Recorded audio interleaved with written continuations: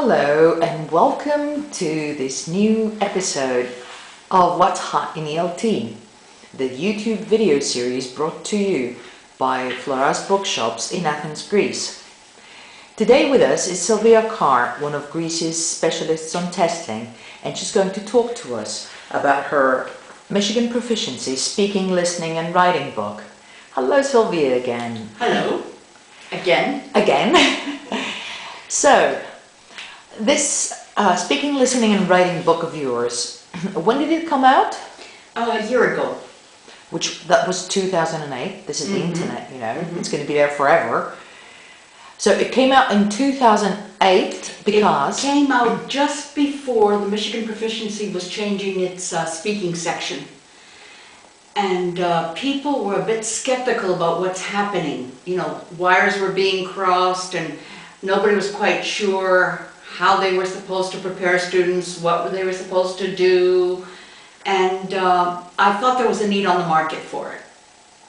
But it doesn't just cover speaking, but that's how it came about initially. What would you say is the best feature of the book?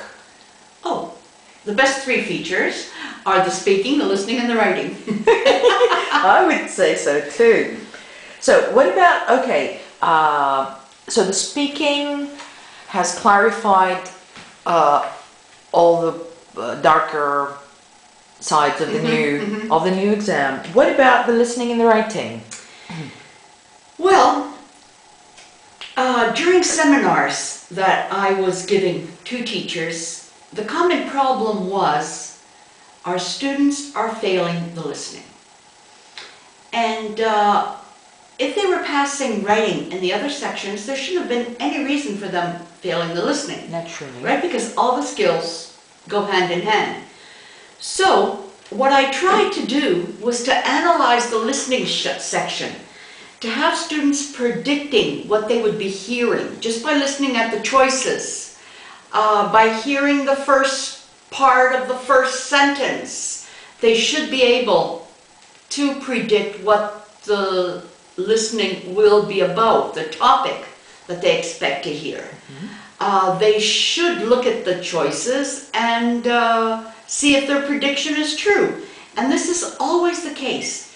But these are little skills and techniques that a student doesn't know unless they're pointed out to him. And maybe even a teacher doesn't know or thinks he or she doesn't have time for.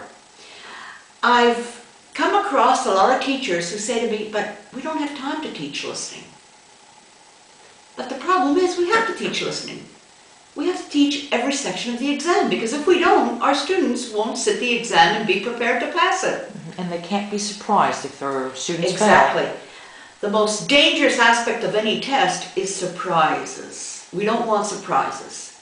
They have the stress factor, which limits their abilities. We don't want surprises doing the same thing. So they should be aware of what's being tested and, most importantly, how it's being tested. And what about the writing section? Okay, writing on the Michigan is a fairly straightforward task, because the good thing with Michigan compositions, they're usually discourse, which means opinion. And even our youngest student has an opinion. And you know, sometimes students say to me, well, miss, I wouldn't even have an opinion on this topic in my native language. The key here is somebody else he knows has an opinion. So say to him, what would your mother say about this? What would your older brother say? What would your teacher say? Somebody he knows has an opinion on the topic. From there on, once they have the topic in their mind, and they have an idea of what they want to say, from then on it's organization. And usually we go for a 4-paragraph type essay. First introduction, 4 conclusion, 1 paragraph for, 1 against. And that makes a well-rounded Michigan writing task. The good thing is that because it's opinion, it fits this mold. And that's what I try and do. The sad thing is, at this level, and with the amount of time that we have with our students, I hate to say this, it sounds very unprofessional, but unfortunately, the way we teach, it's true. We're not teaching them English. We're teaching them to pass exams. Sad, but true.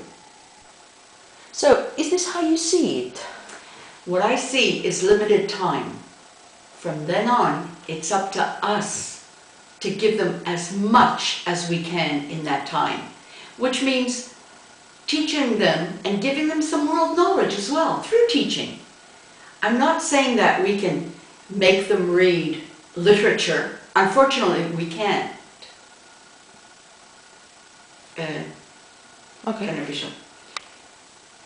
Okay.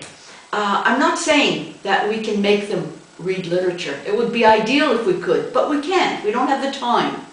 And they don't have the inclination at this point because they're geared towards testing and passing a test or an exam.